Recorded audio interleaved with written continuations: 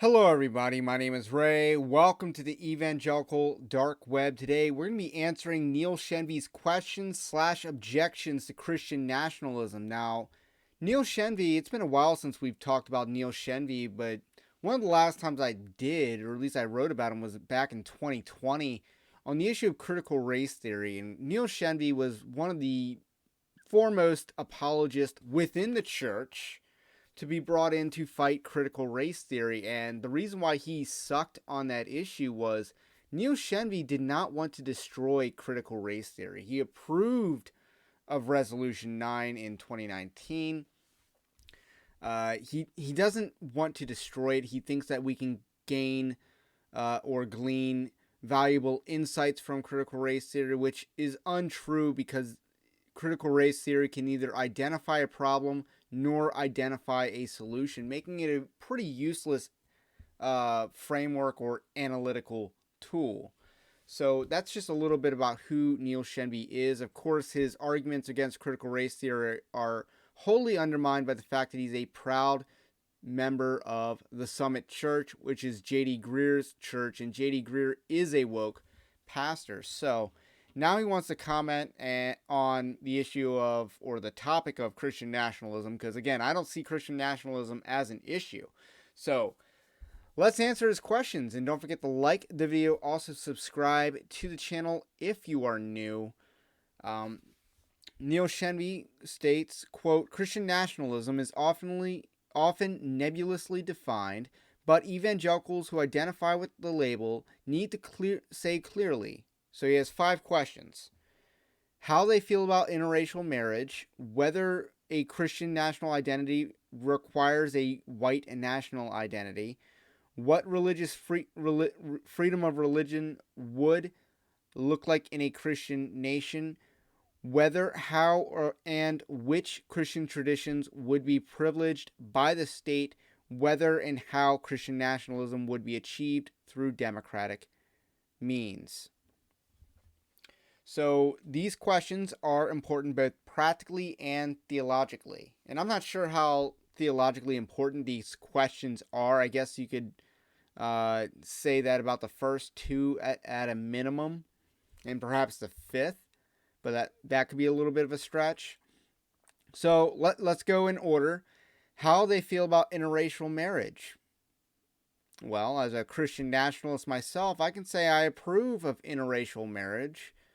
Now, I think a lot of the hubbub is largely because of Stephen Wolfe, who's the author of The Case for Christian Nationalism, a book that I've ordered so that Evangelical Dark Web can cover the material, but we have not read it yet because it did just come out. So I believe that has largely to do with his arguments, and I'm not sure I fully understand his arguments, but I believe he's trying to say that you shouldn't feel pressured to date out of race. But either way, interracial marriage is kind of a red herring issue because interfaith marriage is a far more pressing issue in the church and in our society. So interracial marriage is completely a non-issue with Christian nationalism. I don't care what Stephen Wolfe says on the subject. That doesn't change the fact that it's a non-issue. And again, I don't even know full well what his position is. Number 2, whether a Christian national identity requires a white Christian identity or white national identity. And the answer to that is no. It's an obvious no. I don't see why that's the case. Now, again, America is a largely white nation. America needs to be restored to a Christian nation. What exactly? Because America's, again, we're already past the point of deporting anyone who's not white in the United States. So this is, again, a non-issue. I don't see this as an issue. Now, there is a large portion of Christianity and Christian nationalism in general that says we shouldn't be afraid of being white. We shouldn't be ashamed of being white. If you're melanin blessed, you were fearfully and wonderfully made melanin blessed. If you're melanin deficient, you're fearfully and wonderfully made melanin deficient. Non-issue. Next question, Neil. What freedom of religion would look like in a Christian nation?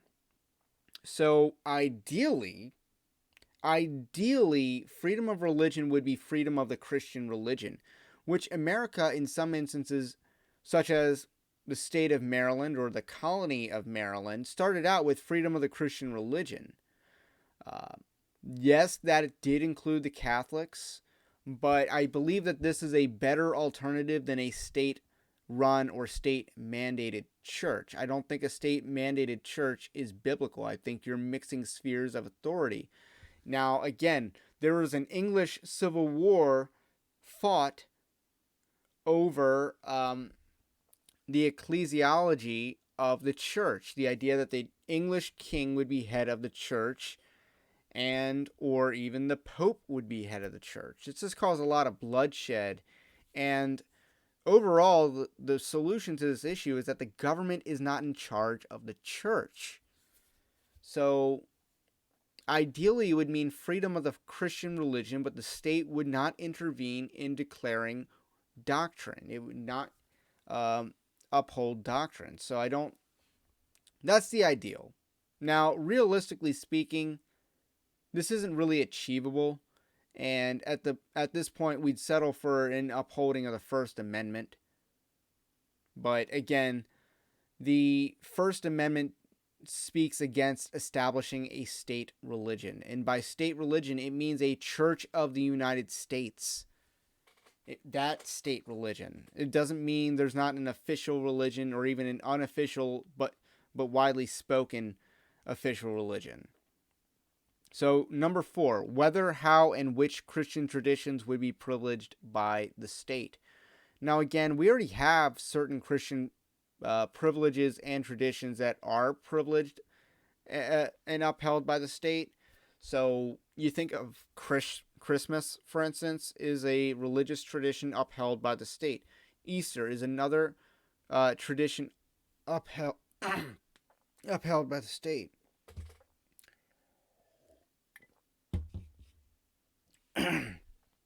So how much more do we need? Now, I don't think blue laws need to be a thing because, again, Christians have a wide disagreement on what is a Sabbath and what the Sabbath means. So there's a lot of disagreement on the Sabbath. So therefore, I do not think that is a Christian tradition that should be upheld by the state, for instance. And then whether and how Christian nationalism would be achieved through democratic means. So this is the United States. So to some degree, we have to participate in a voting system. And I believe the way to achieve this is by block voting. That is how you achieve, in large part, political power as a group in the United States, or even in any sort of parliamentary or Republican form of system. You need block voting. And that is the number one way that we will achieve this, is by block voting. We're going to win primaries. We're going to win generals. That's the goal here. And then once we do win, we're going to abolish abortion. We're going to send the child groomers in retreat. And hopefully we can restore the biblical definition of marriage to this land. These are just some of the lofty goals we have as Christian nationalists in the United States.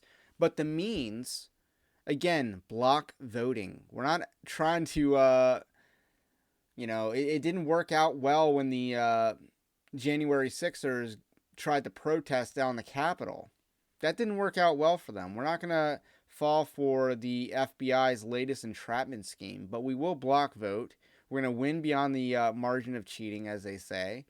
And then we're going to, again, use the sword of government, because each sphere of authority on earth, each jurisdiction has a tool. And the tool that God gives to the government is the sword. They are the sword to execute justice. So we use the sword of government against political opponents here. We do not need to take up arms against government at this time to achieve this purpose. Because again, block voting is how we can do this. So, I think that answers much of Neil Shenvi's questions. I do want to look at some of the other answers that were provided. So, Rhett Koppel provided the answer, says fine, though cultural pressure for intraracial is not sinful. And then 2 was no, but does require cultural / national cohesion, thus assimilation. And I totally agree with that. Number 3, freedom of religious conscience, which I think is pretty similar to what I said. And then 4, ideally Trinitarian traditions, realistically Abrahamic traditions. Again, he recognizes a distinction between what is ideal and what is realistic. In America, yes, for number 5. So, and then Jacob Brunton, who's kind of more of an Ayn Randian type of believer. And again, no reason to say that he's not a believer. Also would say the same thing about Neil Shenvi. I know Neil Shenvi is not exactly your friend on the issue of critical race theory or intra-church battles. Neil Shenvi is not your friend, but I'm not convinced that he's not a believer. I'm just jumping in to say what I've been saying for years. This is Jacob saying this. There is no inherent link between culture and race. There is an incidental link merely because of how most adopt their culture, blindly following their surroundings. And he says, all races are morally equal, all cultures are not. I don't necessarily agree with either of those statements.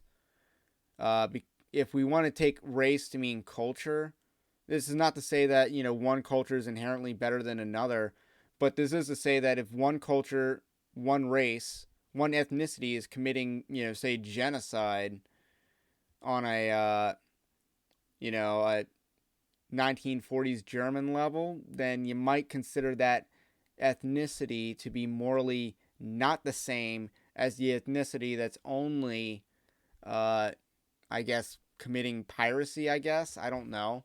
But that's kind of the point that I'm trying to make. So, Rhett kind of responds to this by saying, ethnicities, cultures, and nations are all result from expansion of the family.